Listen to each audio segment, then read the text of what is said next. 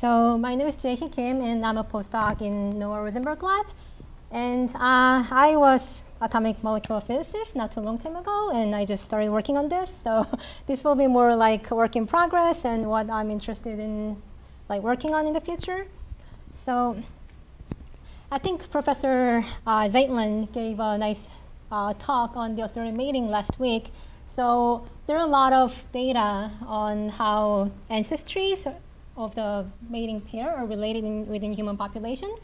And when I was looking at this, I thought it's really interesting, but in real life, that we don't really say okay, you have 50% Asian ancestry, so I'm attracted to you. So it's more about how you look as a kind of not biological, but more racial, for example, skin pigmentation or facial structure.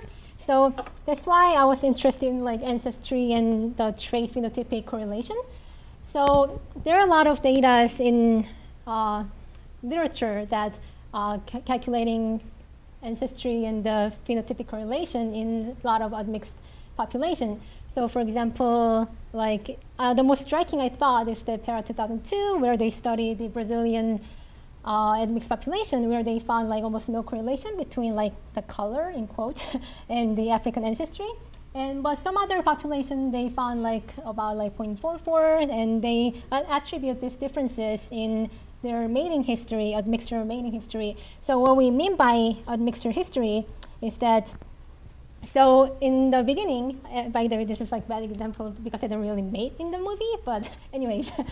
So in the beginning, they have two different distinct source population, and the founding population, they have this, what's the word, parental pool of the hybrid. So they mate either random mating or assortative mating, so they found the very first generation of hybrid population, and then from there on, they can, to create the next generation parental pool, they can have either whole 100% from the previous population or some fraction from the constant influx from the source population.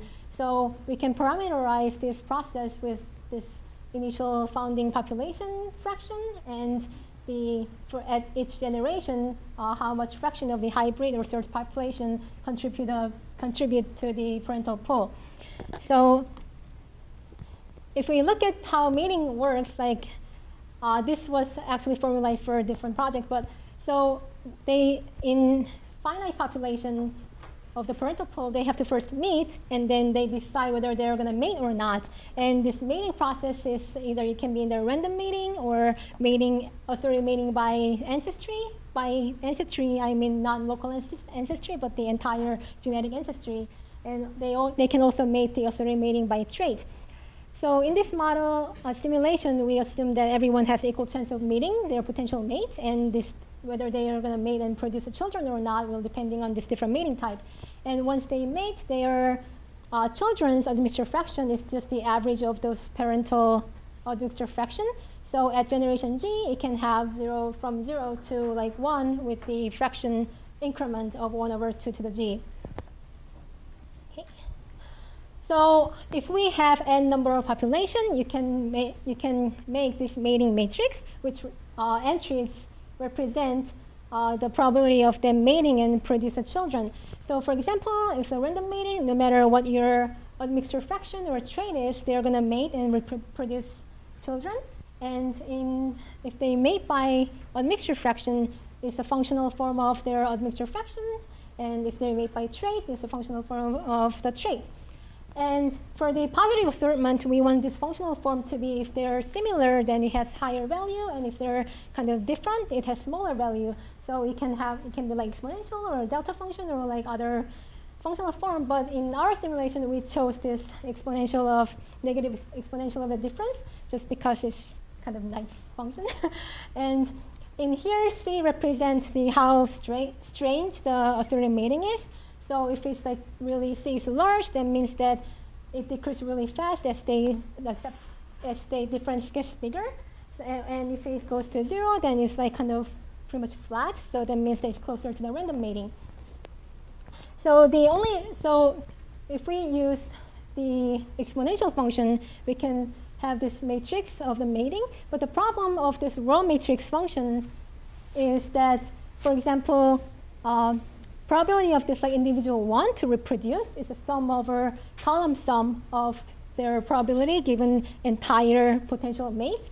But for example, if your skin color is like you're the only person with that skin color in the population, your ability to reproduce shouldn't be affected by it. So we don't want to include selection effect by the authority mating. So we have to kind of normalize this matrix so that the row sum and column sum for each individual is all equal. So in our case, since we're using probabilistic interpretation, we just set it to 1. So since the constraints are 2n and they're like n square, well, symmetric matrix, so order of n square number. So there are a lot of solutions. So again, we went back to, I thought this was like most natural way of doing it, but I might be wrong. But so we kind of have to have a measure of how different that normalized matrix from the row matrix. So the measure I used is the KL divergence, but because we want to preserve the structure of the matrix, because, for example, in the if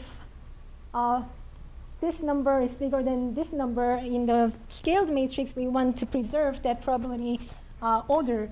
So that's why we use the KL divergence. The objective function is we want to minimize KL divergence when the constraint is a row sum and column sum. It has to be 1, and their entries has to be within 0 to 1.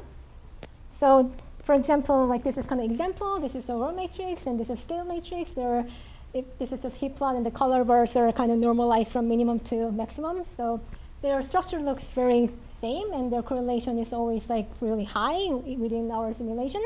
So we know this works, but there might be a better way of doing it. But I mean, I'm happy to take any comments on this later. So we have this mating model, and now since we are interested in the trait, we have this quantitative trait model. So this is very idealized version. So let's say we have k number of loci involved in the quantitative trait, and Li to be the random variable for either, we only consider by Elliott case, so either 1 or 0 at loci I. And so probability of Li equal 1, given the population membership A is Pi, and then probability of that loci have LEL 1, given the population membership B is Qi, and we just conventionally decided that assigned LEL 1 to be more frequent LEL in population A, so we always just give a constraint of Pi is always greater than Qi. And once we have this genetic genotype of a quantitative trait loci, we want to calculate the trait, and we need to somehow link that genotype to actual quantitative trait. So we just have another random variable xi linking the genotype to the actual QTL. So we said xi equal 1 if the LEL 1 contribute positively to the trait, and if it's 0, then LEL 0 contribute 1 to the trait. So if you just look at this example, when xi and li are the same, it only contributes 1 to the trait, and the total trait of this genotype is 3. So since we have a quantitative trait and then the mating model, now we can do the simulation. So for each individual, we chose their mate by weighted random sampling from the normalized mating matrix we used. So just for example, if each individual is tagged with their generation, and ID is just a pointer of that individual in the population, and admixture fraction from population A, and their trait and genotype from the trait loci. And if these two people mate, their children's admixture fraction is the half of the parent, and their individual loci LEL will be just a random sampling of those 50-50 sampling of those the parents' genotype. So some preliminary results. So we have a lot of parameters we can explore, and it's kind of beyond the time limit of this talk. So we're just going to focus on this correlation.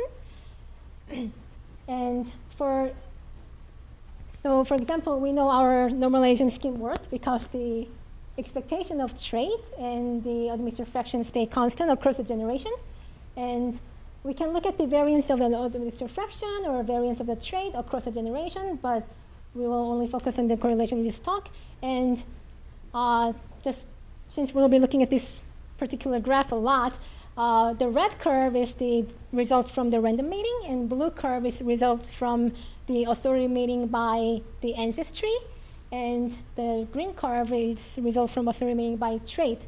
And in the subsequent plot, the green curve will be always higher, so you will know that it's from the mating by phenotype. So if we look at the effect of number of loci when other things are all constant, so in the founding, 50-50 contribution, and no influx from the other population after founding, and all the loci contribute, allele 1 contribute to the trait, and in the beginning, it's a 100% correlation between population A with the allele 1 and population B and allele 0. So we can see that authority mating kind of slows down the decoupling of the correlation between phenotype and the ancestry. So random mating, if you look at the random mating red curve, the correlation between phenotype and trait decreases, trait and ancestry decrease really fast. But if we authority mating by phenotype, it stays high for a longer time.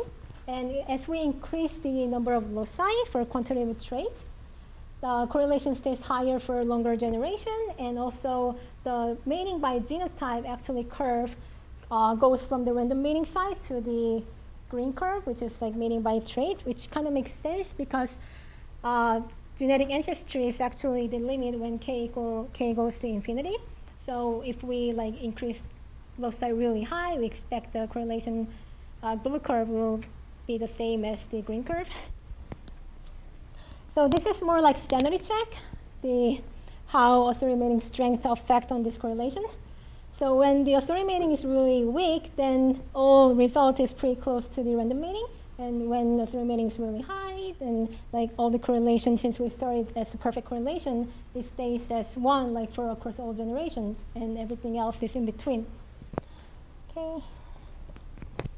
And there's also a lot of study that how population influx affect on the correlation between ancestry and traits, and we see the pretty similar effect that if we have a constant influx from the original source population across generation, then the decoupling is kind of slowed down because when there's no influx, then naturally they're decoupled over the generation. But when we have constant influx, they kind of refill that, kind of hinder that undo that decoupling. So we see that effect here. Let's see.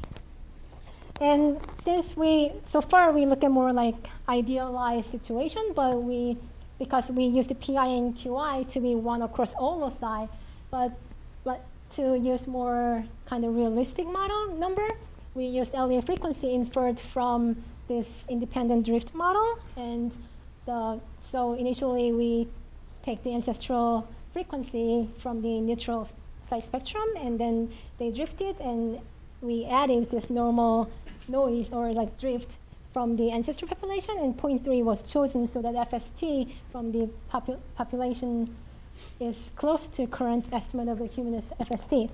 And we think this is pretty interesting because with the realistic PI and allele frequency, initially we start as really low correlation, and across the generation, the mating by phenotype, authority mating by phenotype actually increases correlation, and we expect if we wait around a lot longer, then it might decrease eventually, but okay.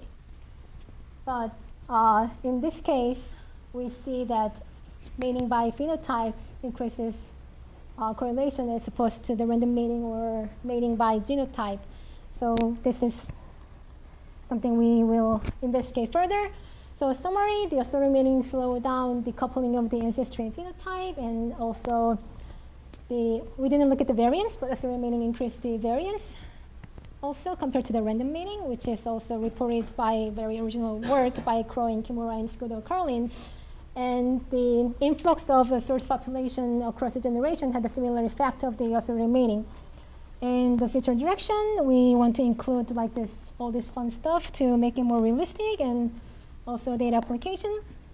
And quickly, two other stuff that I'm interested in is that, so mathematical properties of phylogenetic tree in admixed populations. So in original Cavalli Sforza book, he kind of noticed that in neighbor joining tree, that of the admixed population, this admixture taxa appears on the path of the two source, path connecting to source, and also external branch length of the admixture population is also shorter than the source population external branch length. So we're investigating this property mathematically, whether it's actually the algorithm problem or the data structure. So we're like using the Yoshida's like convex polytope normal cone of the neighbor joining approach to investigate this. And the other thing is that Noah mentioned about this ancestry information inference using Coda's data set, but the other thing we worked on it, and the other thing I'm interested in is how the privacy and information content we can get from this micro-cell-like data, and like this using other public data, we can actually match the record and kind of identify individual in like across different data sets. And finally, acknowledgments. This is our Noah Rosenberg lab, and this is Edge, who I collaborate the most, and this is Amy, who is kind of a mixed population expert, and Filippo is the one who I collaborate well about the phylogenetic tree. Yep, thank you.